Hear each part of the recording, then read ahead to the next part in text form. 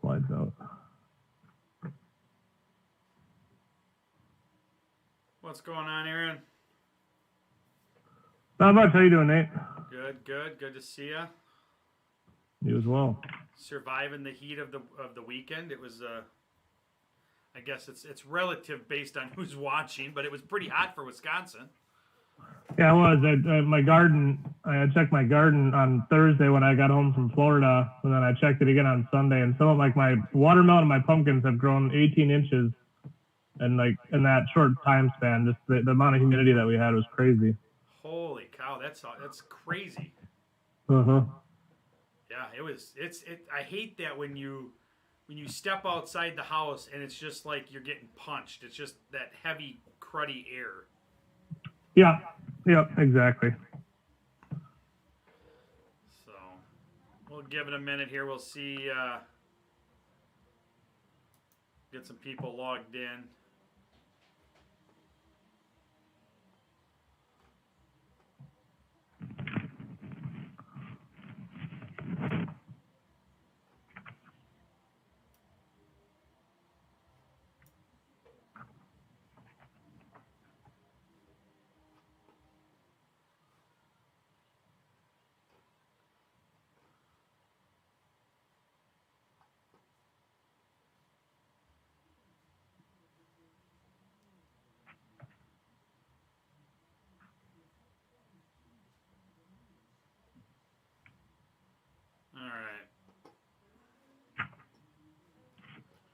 All right, so we'll start.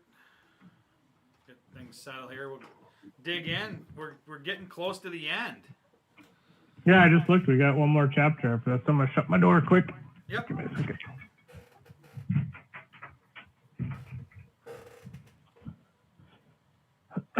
Yeah, one more chapter, and this thing is done. It's got a really large appendix, which is always good to page through as well. But one more solid chapter, and we're done. Yeah, just kind of get a little, hit the refresh button, I guess. We kind of refresh the memory of everything that happened early on. Mm-hmm. So, the Flywheel and the Doom Loop. What'd you think? Your first initial thought before we dig in here. What'd you think? Well, it was different than what I thought it was going to be, than what I anticipated it being. I thought it was going to be dealing more with the fact of, a lot of the businesses that you deal with, it is kind of a cyclical approach. It's get on, get off, get on, get off. And it was more about creating momentum and keeping that momentum going.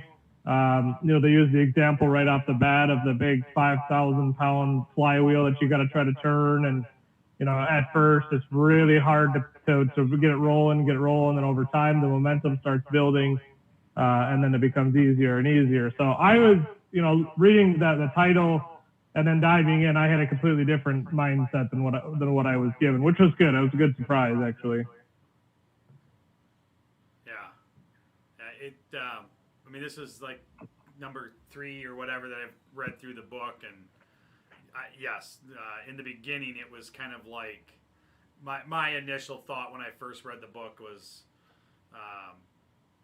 going into it, same thing, a different mindset than what the chapter ends up actually being, but anyways, I like it, and it's so for everybody that's been obviously following through with us. We started with that level 5 leadership. This is just kind of the breakout of what we have kind of hit and how the chapters are done. You got the disciplined people. So you got that level 5 leadership, identifying and understanding if that's you or can be you or who it is. And then it's the first 2, then what? Right? Getting the right people on the bus, the disciplined thoughts, confront the brutal facts. And then we talked about the hedgehog concept. What's that core part of your business that is who you are, and then the culture of discipline and the technology accelerator. So I don't know, it's now we're kind of putting it all together. So like you said, the way they explain it, it's a slow start. You can't, it's not just a big bang and everything's moving and going and you're Apple, right? Like it takes time. So I don't know. I like the I like the visual that they put with this. I don't know. I like that slide. Yeah, it is very good. So I don't know. I'll let you lead here. So are you on the flywheel slide? I jumped. I'm sorry. Yep. Good to great companies. Okay. Yep. Okay, yeah. So I think it's good here. It's well said here. Good to great companies never have one defining moment that make them great. No lucky breaks or innovation. It generally is an accumulation over time. It's a lot of slow building steps to get to the top, and it's very different than what we perceive in the real world. Is we think that there's like a company invents the new version of the wheel and then bam, they're on top of the world, or they came out with the latest and greatest app or website. We talked about the technology drivers last week, and you think it's those things, and so we're constantly searching for that one bing zing moment that we can find, and that's going to make us go on top. But generally, that's not the case. It's just a bunch of consistent, slow moving steps. With the right people in place, and that's how you get on top. There's no secret to it. It's basically just hard work and that word grit. I mean, it's just grit, just sheer grit, taking the punches to the face and keep moving. Yeah, it's always that thought of get rich quick scheme. There's no such thing, right? You can't. It doesn't happen. One in whatever millions of people hit the lottery. All right, perfect. But that doesn't mean you're rich. It doesn't mean you're going to be successful, right? You just you got lucky there, but things are, you have no process. How are you going to keep it? How are you going to maintain it? How are you going to grow it? I don't know. It's that get rich quick scheme thought that I get thinking about that. Yeah, and it's I think a good example is we talked last week about Elon Musk and all of his ventures.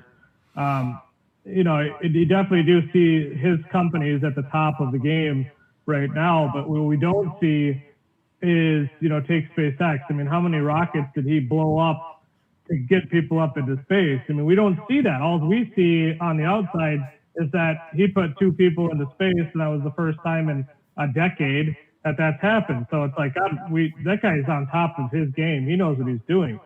But like I said, what we don't see is the trials and tribulations it took to get there. What it did take was an insane amount of consistent vision and the right people to get there. And suddenly those pitfalls, the explosions, the misfires, they don't mean anything because it doesn't matter. I'm still going to get to the finish line. And that's kind of what we're talking about here in a roundabout way. I mean, you do, like I said, you just, from us looking out, I mean, we see the Tesla vehicle being like the leader of the pack in battery-powered vehicles. We see SpaceX. We see the pneumatic tube that he wants for public transportation. You see those things, but behind closed doors, there's probably millions and millions and millions of failures that we're not seeing. Yeah. Well, I'm going to completely botch it, right? But it's the old Thomas Edison statement, right? Like, he failed, however, I forget the number. 1,300 times he failed. And they're like, you failed 1,300 times. He's like, no, I found 1,300 ways not to make a light bulb. Like, that's the mentality. And I completely botched how many and how that completely went, but you get the idea. Yeah. I know I can't think of that quote either, but that's what it was. You try 13,000 times, and on time 13,001, you finally get it. Yeah. So. Signs I'm on the flywheel. Yeah, so we kind of summarized that table that's on page 183 and 184 because I really like those principles. They're really, really good. I mean, signs that I'm on the flywheel. Follow a pattern of build up to breakthrough. So you're like I said, you're taking those baby steps. You're slowly building all the way to the point in time when you break on through and you reach the top. You're not jumping to something. You're not trying to take the shortcut, the short route. You're just taking your steps. You're keeping your consistent vision through and through. It's very much similar to that second step. You've reached breakthrough by accumulation of step-by-step processes. It's the same exact thing saying there. You're not afraid to confront the brutal facts of the steps that must be taken. That's very, very important. Because oftentimes we see our vision and we're blinded by our vision, and we're afraid to actually confront those truths. Maybe it's, you want to be a well-rounded business, but maybe there's one part of your business that's just really sucking all of the juice out of the entire sales. And maybe the brutal truth is that you got to cut that loose, or maybe you have to cut it. Go ahead. Yeah, and sometimes that's the passion project, right? Like, a lot of times it's the one that you really want, you like doing, but it's not the core business, and it's hard to want to bring that up, right? It's hard to say, all right, yeah, you're stuck with it. You're connected with it, right? Mm-hmm. Mm-hmm. And I think oftentimes, at least in the manufacturing world, sometimes those brutal facts are the fact that certain people are not working, or that you think are working. And, this goes back to our get the right people on the bus topic. Sometimes that brutal fact is that person is not in the right seats and shouldn't be on the bus. And we hang on to them for so long just because they've been there for so long, or they know more about anything than anybody. But, that's something that we have to confront these things. And they're hard. They're very hard. See what else do we have here? Attain consistency through the hedgehog concept. We talked about that. The hedgehog concept being that we are shaving our day and honing in our day and our principles to fit the vision of our company and our true meaning in life. So we do have to really stick true to that hedgehog concept. I think the hedgehog concept is probably the biggest takeaway of this whole entire book. If I'm kind of rehashing this whole entire book, that's a huge factor. Follow pattern of disciplined people. That's, again, goes back to that get the right people on the bus concept. We've got to have disciplined people that can do their jobs. Harness proper technologies. Keep your eyes out for the technologies that help you. That you're looking for those things that are going to help you and not distract you, and not veer away from your core goal set. Make major acquisitions after breakthrough. That's very key. That's kind of a building block concept. So after you've broken through and you've gotten some free capital, that's when you start making those acquisitions to start increasing your power. Oftentimes you come out the gate and you have a lot of capital out the gate, and you just go ahead and start making these investments blindly. That's when you can really falter. You're losing sight of your true vision. Spend little energy trying to motivate people. That's kind of a funny one, because I speak on the half of I really like to motivate people, but it's very true. Again, it goes way back to getting the right people on the bus. If you have to spend your entire day putting out fires and motivating people to try to keep them, to get them through the day, you got the wrong people on the bus when it's time for them to get off. Yes, because that doesn't mean you can't motivate people, right? You're still going to motivate people, but if all you're doing is motivating, right? It goes, like you said, you're wrong people on the bus. Yeah. There's nothing wrong with being a motivating individual, but if you are spending a majority of your time doing that and not focusing on the core, you got some problems. Yeah. Let the results do the talking. Very important. Don't gloat. Don't ruffle your feathers like a peacock. Let the results do the talking. And the last one's probably the most important. Maintain consistency, because I think when you go through success and you go through failure, you can lose that consistency. When you're succeeding, it's very easy for you to let your foot off the gas and coast and say, I've gotten to a point where I'm comfortable now. Now I'm just going to put cruise control on and just let this train roll. You never ever can lose sight of your vision and lose sight of your hunger. I mean, you always got to be hungry. You always got to look. Keep your head on a swivel, look for those curveballs, because they're going to come. As well as, when you're on the failure side, it's very easy for you to throw your hands up and quit. Say, I'm done. I'm not doing this anymore. And that's sending an inconsistent message to your people and, to yourself. You're not being true to yourself, because deep down you're not going to quit. So why portray the message? Yeah. So keep a consistent mindset. Yeah, that one. Especially on the side when you're successful, as you're winning and you're getting you're making those transitions into great and all that happy stuff. The consistency of people, that's when you become a little bit more willing to try crazy things, right? Like, oh, we're winning, we're successful. Let's try this, let's go here, let's do that, right? And you get off of you. It essentially gets away from the hedgehog concept, right? Now you're throwing everything out of whack, right? I think of that flywheel, and the minute you put extra weight somewhere, it's wobbly, right? It gets out. Mm-hmm. I don't know. I know I'm not that I was a great company, because we weren't, right? If I'm gonna put myself up to good to great, we weren't great, but I do know that during the successful times, as things were going right, sometimes you're like, oh, you know what? This is awesome. Everything's perfect. I want to try this. I think we could do this. And then it throws you off balance. And then you got to refocus and be like, all right, stop. Mm-hmm. Just do what we're good at and go from there. Yeah, I agree. The Doom Loop. Yeah, the Doom Loop, kind of interesting because it's like the black version of I shouldn't say the black version, the bad version of the Doom Loop. But sorry, I did not mean to be racial or anything. I was not trying to be. Sorry, God, that was bad. But yeah, it's the underside of the flywheel. It's the bad side of the flywheel. It's when you get off key. It's when you get off topic. It's when you start flying off the hinges and maybe reacting more emotionally than you normally are. So it's the bad side of the equation that we oftentimes fall ourselves into.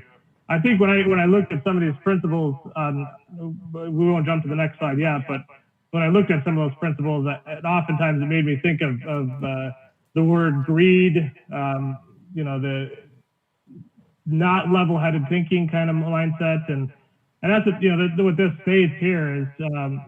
Companies following a different pattern of jumping around, not being consistent, find themselves in a disappointing back and forth success and failure loop, and that's very key. You're reacting emotionally, you're jumping around, you're inconsistent, you're trying to follow trends, you're scatterbrained, and that's bad. I mean, it's so bad.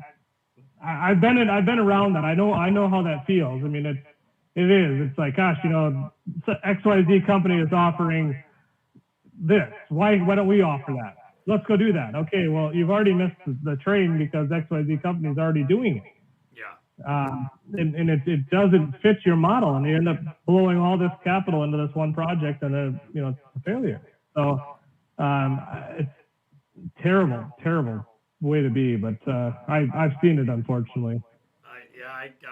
I'll give a story, and I'll keep things, all parties unnamed, but definitely I was a part.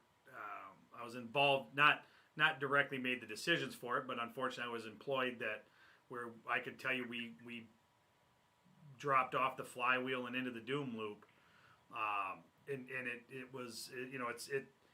it happens. It can happen quick. And I can tell you that I know it happened very quickly when you make a change, right? So you look at, I've got, sales manager or sales director that maybe gets changed over, right? For whatever reason. And all of a sudden, that new sales manager or sales director wants to make all the, it becomes about them.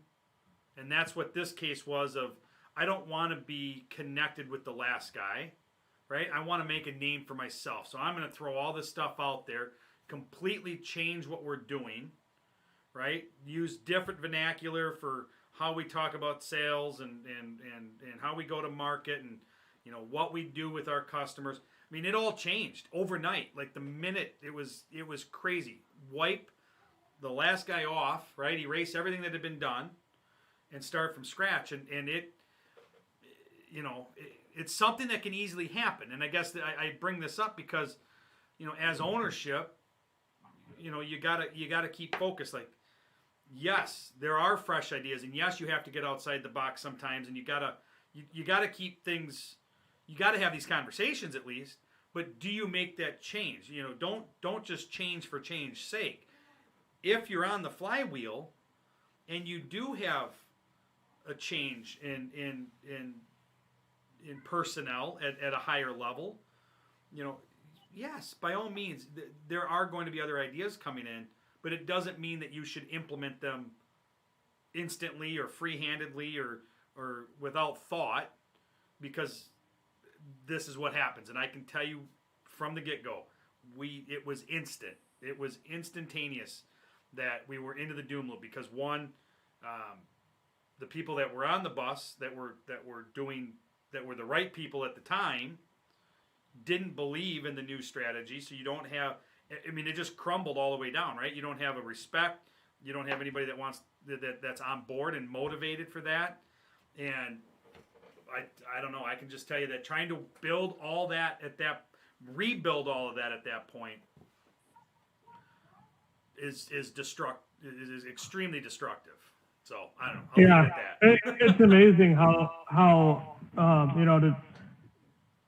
when you're talking about how it happened was essentially a leadership change, and it's amazing how oftentimes that happens, at the leadership change. And I think that incoming leader, that incumbent leader, spent so much time under the previous leader that they just have all these ideas that they got all pent up, and then the second that old leader retires or moves on, that new leader comes in and like, hey, we're going to change this, we're going to change that, we're going to change this, we're going to change that, just because I want to do it, because now I have the power.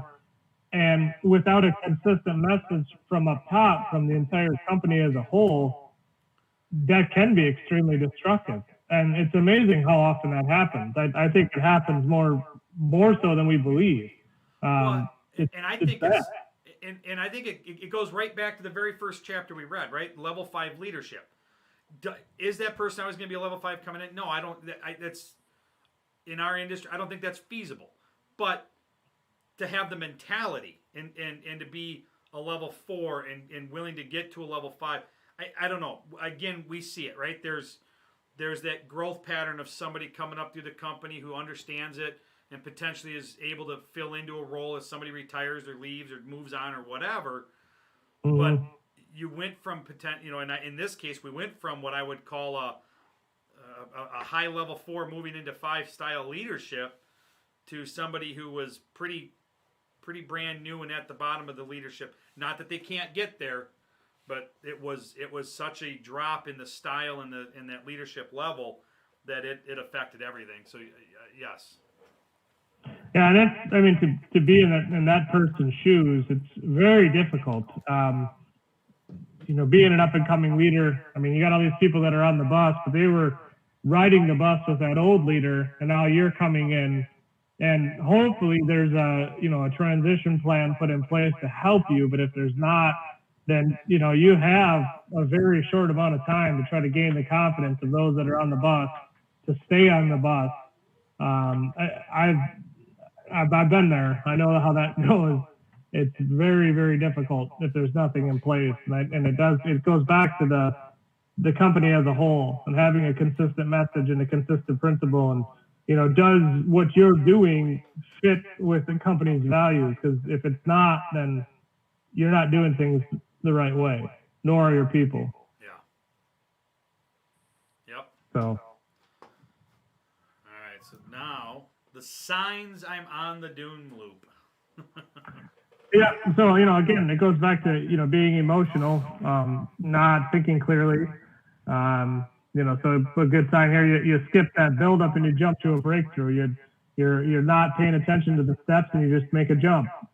You react quickly to something and you don't think about it, and all of a sudden you broke through, which is great. You're drinking the golden honey per se for a couple of days or a couple of weeks, but eventually it'll all come crashing down on you. You are very cyclical in that act. You implement radical change, dramatic revolutions, and big jumps to fill gaps, and this is exactly what we were just talking about. You're a new leader coming into a role. You don't have the foundations behind you, so you make all these radical changes because that's how you learned, or or that's what you see fit, and it doesn't work. It blows up in your face. But again, it goes back to having a consistent message from the top down. You embrace fads, so you take a look at what's on TV and what's the greatest thing, and you react to it, and you say, oh, we should be doing that, or we should be doing this, or my competition is doing this, so we should be doing it too. So ooh, piece of candy, right? Yeah, and I remember back in when we were doing precast, one of the big products that came out up here in Wisconsin was those median barriers, those highway dividers. And I remember, once that caught wind, it just grew like a wildfire. And you started seeing, you drive on any interstate project now and you see miles and miles of these things. And so when you're sitting there as a precaster, you're like, God, this is really, really nice. I think I could do this. Fill these forms. They're very simple forms. You roll them over, you ship them on a truck, off they go, boom, you're done. So we were actually very close to reacting to that and doing it. And I'm glad that we did not, because it come to find out it was extremely competitive, extremely hard to make money, and would have been a big failure for us if you ask me. So I'm glad we did not jump on those fads as a precaster, but that does come up very often. Very easy to jump on that train. Yeah. Chronic inconsistency, meaning you're sporadic. You're very just you're good one day, you're bad another day, you're good another day, you're bad another day. You're not consistent. And that's very, very important. Jump to action without proper thought. Again, you're being very emotional. You're not thinking clearly. You're not thinking what's for the best of the company. You're forgetting your values as a company, and you're just reacting. You're very fearful of being left behind. You're very fearful of missing the train. You're not confident in the direction that you're headed in, because all these other things are happening around you. You pick any day and there's a lot of stuff going on in the news, in the media, in your industry, and you don't want to feel like you're left out. You don't want to feel like you're left behind. I get it, but it kind of goes back to the message to stay the course, keep your consistent message. That one I think is, as a landscape contractor, that one was tough, right? That's the one where you're you, right? And you've got to do you. So you're not worried about the brand new Ford F-350 going down the road with the competitor's name on it. You're not worried. You see all that other stuff, right? That the fear of being left behind and not the new guy or not the top guy or what you're I don't know. I can tell you that I know from experience, and because I had to fight it, was you can't worry about what everybody else is doing, because you're not everybody else. And you know what your core competencies are, what you're best at, and this whole book embraces this. You do that best, so do it. Don't worry about, oh, I see this guy. This guy. You talked about the I call them Jersey barriers, but the median barriers. I used to look at it like, oh, those guys are hydro seeding. We never hydro seeded. And I'm like, oh, how hard can that be? I tow that thing behind and you spray it, whatever. And forever I was chasing. Should we do this? Should we do this? We got to get a hydro seeder. We're doing all this other stuff. And you're so worried about, oh, that guy does it and that guy's doing it. Oh, this must be successful. That just, it's not what we were. Our best was hardscape construction, period. It was not, softscape design and turf install and everything else. And I see that with as I've come up through the industry, especially in the production side, when on the manufacturing, as I was a rep, what's our core? What are we great at, and what should we stop? Piece of candy kind of focusing on. Yeah. And I think as a company, if you do not have a vetting process, if you do not have an evaluation process with an evaluation committee, like we talked in the previous chapter about having an outside committee, if you do not have that, I think you're asking to fall into the doom loop. If you're just being reactionary, or if one person is leading the charge and we should do this or we should get this. I think you're asking to ride a very long time on the doom loop. You should have a formalized process. You should have a set committee that votes on this, that does the research on whether or not it's viable. If you don't, I plead with you to fix that, because that is a very key core principle. You don't always have to agree with it. I mean, you may be all fired up about hydro seeding. You're at, talking to your buddy who's doing hydro seeding and he's making 10 grand a day. Well, it's very lucrative on the front end. And so you're like, yeah, we should do it. And then you go to the committee and the committee says, no, it doesn't fit the core principles of what we're doing. You can walk out of that meeting just completely pissed off to all get out. But that's why you have a committee. Yes. It doesn't mean you have to like their decision, but you have to have an agreement. You can't be the only one making these calls. Your luck will run out. Yep.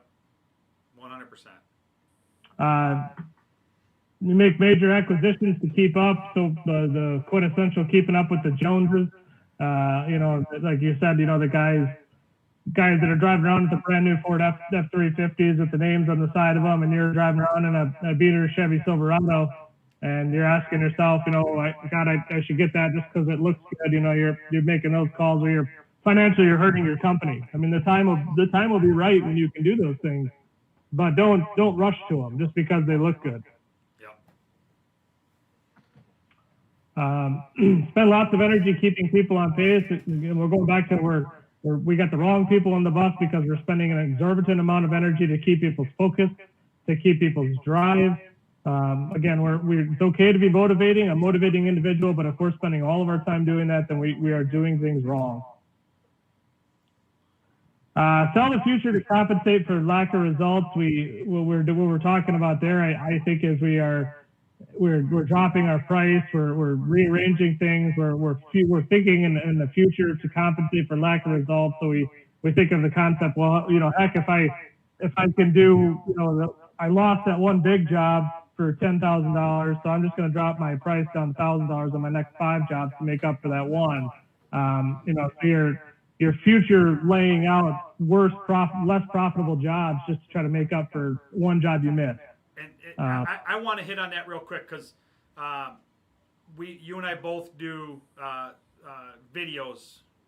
You've got your Monday motivational video, and I do my sales chat videos. And I want to hit on this because this is a big deal throughout our industry working down. So as our listeners, if you're producers, manufacturers, and you understand that this is a problem that we can really help with the contractors that buy from us and the dealers that buy from us. That giving a discount, right? Selling your future. I need to get more sales, so I'm going to discount it X percent.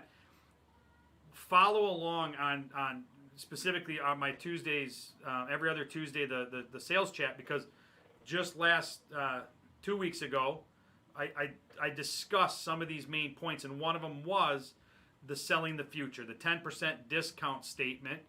And tomorrow I'm going to post one on specifically just that. We're going to go back and we're going to recap it and follow the math. But you basically enter,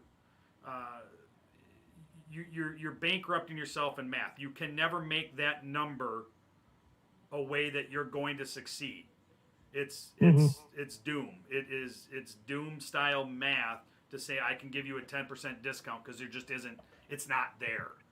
So anyways, that one trips my trigger every time. So I apologize. That is such a short-sighted view. And sorry, I got 2 screens, so that's what I'm pointing at here. But to sell the future, to look at saying, hey, I'm going to give a discount. Hey, and I even challenge our producers when having conversations with dealers. There's a time and place for deals, but to make deals and to give deals to make up for COVID-19 lost sales, that's not a good answer, because you're not making up anything. You're actually discounting everything that you lost already. Like it just that math will never work out. And then I'll stop. Well, and I think more often than not too, your discounted price now becomes your new price. Now you have people coming back to you and saying, well, 2 weeks ago you gave me this price and I want that price again. Yeah. And so all of a sudden you've dropped the bottom out. Now the bottom stays there. Yep. And you're never going to be able to get back up again. So it goes back to having a consistent message, a consistent view. I mean, you can look at what's happening right now in many different ways, but if you're consistent, you're confident that you're going to make your way out of it, you'll make your way out of it. There's no ifs, ands, or buts about it. I mean, but if you're unsure, you're waffling, again, you're emotional, and you don't know if you're going to make it out of it, that's the message that you're sending your people. It's not good. It's very negative. They're going to start wondering what's going on. Is my leader, is he or she so concerned that we're not going to make it out of it? Maybe I'm going to go look for a new job because I'm worried that my future is questionable. Yeah. I think your future is what you determine it to be. It's not somebody else driving this train. You drive your own train. Yes, and I'll hit this last one because I'm very passionate about this last bullet point of inconsistency over time, right? So as we have listed here, new leaders equals new ideas, and I gave an example that hits this home, right? That it entered the doom loop in a hurry, but I don't want that statement to be the reason you're afraid to look at change, right? Because change is good, and you want change. And Aaron, we've talked in the past about different books we've read and the styles of books we like, and I like leadership books. I know you're passionate about reading leadership books and growing that knowledge base. I am a firm believer that as a leader, you want the people that you're coaching and mentoring and leading to take your spot. Ultimately, that's the goal, because then that elevates you. If you're a leader that can build people to grow to you and above, that's what you're looking for. And to understand, too, that is going to happen. You potentially are going to have a leader that is able to grow and needs to move on. That's not a problem. It's selecting that new one coming into place that is, I would say, is probably more key than anything. Yeah, that's very important. But it's so often lost, in the corporate world or in the small business world. A leader runs a tenure, and then that person leaves, and then everybody else is like, okay, what do we do now? The only thing that we've known for the last 10, 15 years has been this one person. And the guy below him, I'm sorry, he's the jackass. He doesn't know anything. He just sat there and coasted on the heels of the person above him, and now he's in charge. Yeah. I'm not following that. Yeah. But if that same rewind it, and for all we've known for 15 years is the leader and the person right below him or her, they're sending a consistent message, very clear delineation of what I should be doing. Then when that transition goes on, it's like nothing ever happened. It's like, okay, one's out, one's in. So it is a top-down principle. It has to be consistent through and through. No ifs, ands, or buts about it. Yeah, and I think this is again, it's such an important thing to have succession planning, right? Not over a few month period when somebody's finally leaving, but just a true idea of how am I going to grow the next leader? It may be 3, 5 years, 10 years, I don't know, right? But you have a plan of how you mentor and how you groom or what have you, right? That gets that person to, it's rapport. All of this that we're talking about is building rapport with the team that you're going to be involved with, so that they know who you are. They already understand the types of thoughts and ideas that you have. It's not a shock. It's because we have a hard time in our culture with change. We get resistance. We get resistant of it. So, anyways, that's succession planning, and that is key to help with new leader changings. Mm-hmm. So. Exactly. All right. That I beat a couple of dead horses there, so I want to be careful. No, it's very important. I think it's very, very key. What any takeaways you want to leave before we talk about next week here? I think it is this message of this consistent, baby step approach. I mean, a lot of this whole entire book surrounds around having a consistent message, a consistent vision, getting the right people on board, shaping that vision so that it agrees with your company's core values, finding technology that helps you. And now it's, okay, we've got all the tools and now we're starting to push that wheel. And we don't figure out a way to push it really fast and get it rolling right away. It's just a slow process. And, business is hard. There's no way around it. If it was easy, everybody would do it. It's very hard, but it's also a journey. I mean, it's a journey through your life, and it's always just a slow progression. If you're doing things extremely fast, you're probably doing them wrong. You have to start slow and grow and learn, get kicked in the teeth every once in a while, get back up, do it again. And, things will start to get easier over time. They do. But you have to be able to start that wheel and keep it going at a slow, consistent pace, I think. Yeah. I mean, I use the analogy all the time, maybe too much, of that it's a marathon, not a sprint. And this book is hammering that kind of home, that it's going to be a slow start. You got to pace yourself. You've got to be controlled about it. Just look at, the businesses that potentially we all know by name, the big businesses out there that start up quick and then are all of a sudden no longer, right? Compared to the big names that we know that are there long term. Again, it's consistency. You see what it is. You know what they do. They don't change from that. They don't veer from that. We can see it in everyday life. You can pick any sector and spit out a name, right? Mm-hmm. But again, I'm so set that you spend all that time finding the right people, building that leadership, the leadership qualities of yourself and the people you bring on board, those people that you do bring on board. You go through this whole process. It's going to take time to get there, and the book talks about that. Don't get through all of that and then find the next shiny object, right? I mean, there's got to be some discipline needs to fall into place to say, the great enduring companies, do it over a long period of time. Yep. So that's what I've got. That's well said.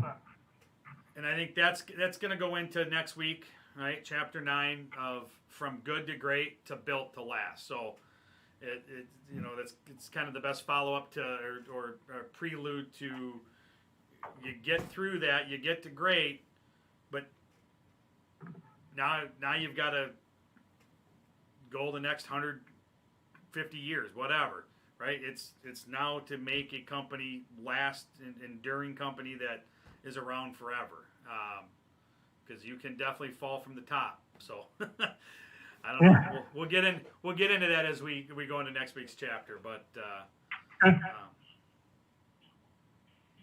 yeah, and then we got to have a meeting to pick our next book too. So yeah, and by all means, for everybody watching that gets involved, shoot us an email. Put a comment in the YouTube post of books that you'd be interested in hearing from, and Aaron and I are going to get together and we'll come up with something. Yeah. So awesome. Well, next week, Monday, same channel, same time, and we'll hit chapter 9. Sounds good. Awesome, Aaron. Thank you, sir. Thank you. Have a good day. Take care.